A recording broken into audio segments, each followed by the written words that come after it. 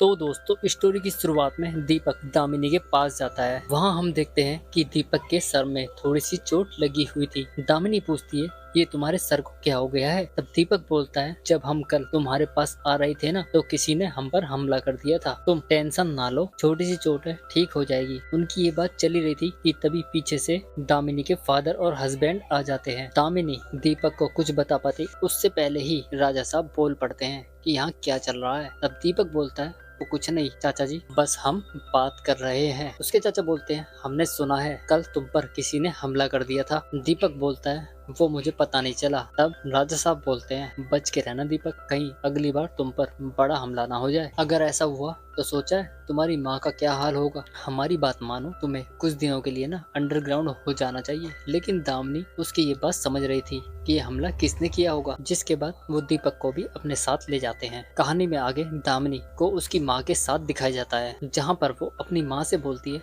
माँ अब आप सो जाइए, टेंशन ना लीजिए, जल्दी सब कुछ ठीक हो जाएगा। दामिनी की माँ बोलती है ठीक है बेटा, तुम भी अपना ख्याल रखना, हम भी बहुत जल्दी ठीक होना चाहते हैं बेटा। अब रात में दामिनी अपने रूम में होती है कि तभी वहाँ पर राजा साहब पहुंच जाते हैं और उसके साथ रोमांटिक कार्यक्रम में लग जाते हैं, जहां पर वो उसकी गुफा की अच्छे से खुदाई करते हैं और पानी निकाल देते हैं। वहां पर दोनों सुख पा लेते हैं। अब उनका कार्यक्रम दीपक भी देख लेता है और नाराज होकर वहां से चला जाता है। अब नेक्स्ट डे दीपक दामिनी से काफी नाराज हो गया था क्योंकि उसने ये सब देख लिया था। तब वो दामिनी से बोलता है दामिनी तुमने तो बहुत अच्छा खेल खेला और अब मैं समझ गया हूँ तुम यहाँ केवल पैसों के लिए आई हो, पैसों के लिए। वो नाराज होकर वहां से चला जाता है और दामिनी की एक बात भी नहीं सुनता। अब रात में दामिनी राजा साहब के लिए खाना बनाता तब लेकिन राजा साहब को कुछ अजीब सा लगता है, इसलिए वो पहले नौकर को खाना खाने के लिए बोलता है, जिसके बाद वो अपनी प्लेट्स में खाने को लेता है। उसे लगा था कि दामिनी उसके खाने में कुछ मिलाकर लेकर आई। वो खाने को खाता इससे पहले ही दामिनी उसके खाने में कुछ मिला देती है और राजा साहब उसे देख नहीं पाते, जिसके बाद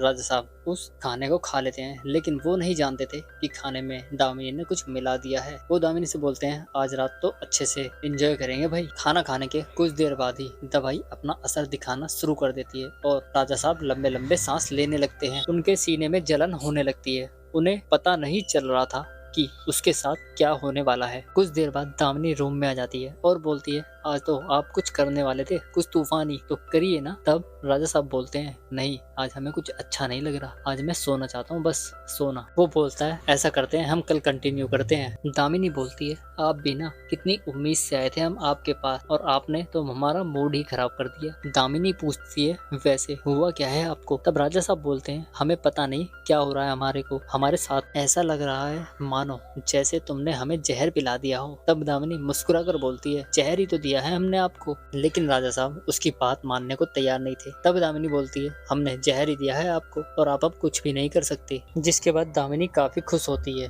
और अपनी स्टोरी बताती है। बोलती है कि हम मरने जाने वाले थे लेकिन आपकी माई और उसने हमें बचाया। वो अपने बेटे की सारी हकीकत दामिनी की माँ को बताती है और बताती है तू मेरे बड़े बेटे की औलाद है और मेरे बेटे ने भी शादी तेरी माँ से इसलिए की ताकि वो अपनी सारी जायदाद अपने नाम करवा सके। तेरे पिताजी तो हमारा बहुत ख्याल रखते थे और वही असली मालिक थे इस जायदाद के और अब तू है असली मालकिन। जिसके बाद राजा साहब उनके सामने दम तोड़ देते हैं। उसके बाद से फिर से खुशहाली का सीन दिखाया जाता है जहाँ पर सब लोग साथ डिनर करते हैं। राजा साहब की मौत के बाद सब लोग काफी खुश हो गए थे गाँव वाले। अब जायदाद भी दामिनी की माँ की ही थी। अब सारे गांव की जिम्मेदारी दामिनी और उसकी फैमिली पर ही थी। लास्ट में राजा साहब की फोटो दिखाई जाती है जिस पर हार चढ़ा हुआ था। इसी के साथ ही हमारा ये एपिसोड भी खत्म हो जाता है। मिलते हैं नेक्स्ट वीडियो में, तब तक के लिए धन्यवाद।